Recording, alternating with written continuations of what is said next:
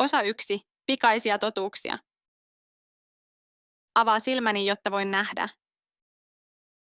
Kirjailija Clara Housecott, julkaistu 1895.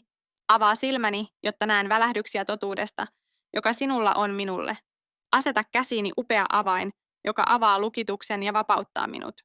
Nyt hiljaa, polveen taivutettuna, valmiina odotan tahtosi nähdäkseni. Avaa silmäni, valaise minua, jumalallinen henki. Avaa korvani, jotta kuulisin totuuden ääniä, jotka lähetät niin selkeinä. Ja vaikka viesti kuuluu korvaani, kaikki väärä katoaa. Nyt hiljaa, polveen taivutettuna, valmiina odotan tahtosi nähdäkseni. Avaa korvani, valaise minua, jumalallinen henki. Avaa suuni ja anna minun kantaa ilolla lämmin totuus kaikkialla. Avaa sydämeni ja anna minun valmistaa rakkautta lastesi kanssa näin jakamaan. Nyt hiljaa, polveen taivutettuna, valmiina odotan tahtosi nähdäkseni. Avaa sydämeni, valaise minua, jumalallinen henki. Luku 1. Mitä tapahtui? Miljoonat ihmiset kaikkialta planeetalta ovat kadonneet. Se on tapahtuma, jota olemme kutsuneet tempaukseksi. Sana tempaus tarkoittaa ottaa kiinni, viedä pois, siepata pois tai viedä muualle olemassaoloon. Et löydä sanaa tempaus useimmista Raamatun käännöksistä. Sen sijaan löydät todennäköisesti lauseen temmataan. Latinaksi sana temmataan on rapio ja siitä saamme englannin sanan rapture. Tässä on yksi Raamatun tempauskohta, joka selittää, mitä tapahtui. On monia muita, joita käsittelen yksityiskohtaisesti myöhemmin tässä kirjassa. Mutta me emme halua teidän, veljet, olevan tietämättömiä niistä, jotka ovat nukahtaneet, jotta ette murehdi niin kuin muut, joilla ei ole toivoa. Sillä jos uskomme, että Jeesus kuoli ja nousi ylös, niin myös Jumala tuo mukanaan ne, jotka ovat nukkuneet Jeesuksessa.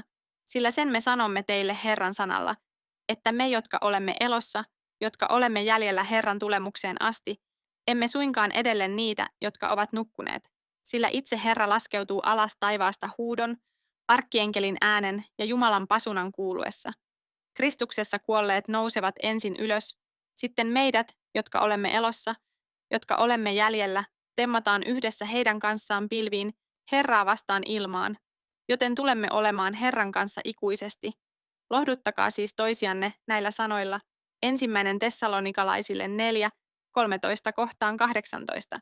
Tämä kohta kertoo meille, että Jeesus, Herra, kokosi kaikki ihmiset, jotka uskoivat hänen kuolleen ja nousevan ylös. Nämä ihmiset olivat uskovia. Hän kokosi 2 uskovien ryhmää. Ensinnäkin ne, jotka uskoivat ja olivat jo kuolleita, jotka sinä luet kuolleiksi Kristuksessa ja nukkuneiksi Jeesuksessa. Toiseksi ne, jotka uskoivat ja olivat vielä elossa. Hän tapasi heidät kaikki pilvissä. Nyt kaikki nuo ihmiset ovat Jeesuksen kanssa ikuisesti. Tempauksessa Jumala vei ihmiset, jotka uskoivat hänen poikansa Jeesukseen, taivaaseen. Tämä on Jumalan suurin lupaus. Jos uskot Jeesukseen, saat iankaikkisen elämän. Sillä niin on Jumala maailmaa rakastanut, että hän antoi ainokaisen poikansa, jottei yksikään, joka häneen uskoo, hukkuisi, vaan hänellä olisi iankaikkinen elämä. Johannes 3, 16. Mitä siis tempatut ihmiset tarkalleen ottaen uskoivat Jeesuksesta? He uskoivat, että Jumala lähetti poikansa Jeesuksen kuolemaan heidän syntiensä tähden.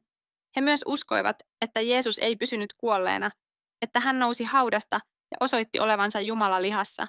Sillä minä annoin teille ennen kaikkea sen, minkä minäkin sain, että Kristus kuoli meidän syntiemme tähden.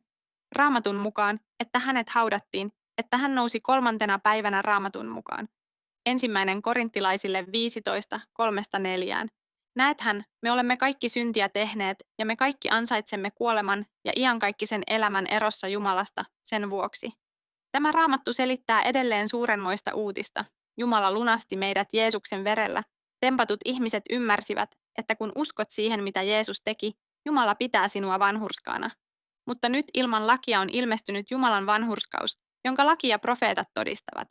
Jopa Jumalan vanhurskaus uskon kautta Jeesukseen Kristukseen kaikille niille, jotka uskovat. Sillä ei ole eroa, sillä kaikki ovat syntiä tehneet ja ovat vailla Jumalan kirkkautta. Armosta on vanhurskautettu lunastuksen kautta, joka on Kristuksessa Jeesuksessa, jonka Jumala lähetti sovitusuhriksi uskon kautta hänen verensä, hänen vanhurskautensa osoituksena aikaisempien syntien luopumisen kautta, Jumalan kärsivällisyydessä.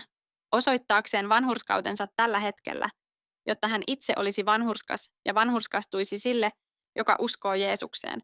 Roomalaisille 3, 21 kohtaan 26.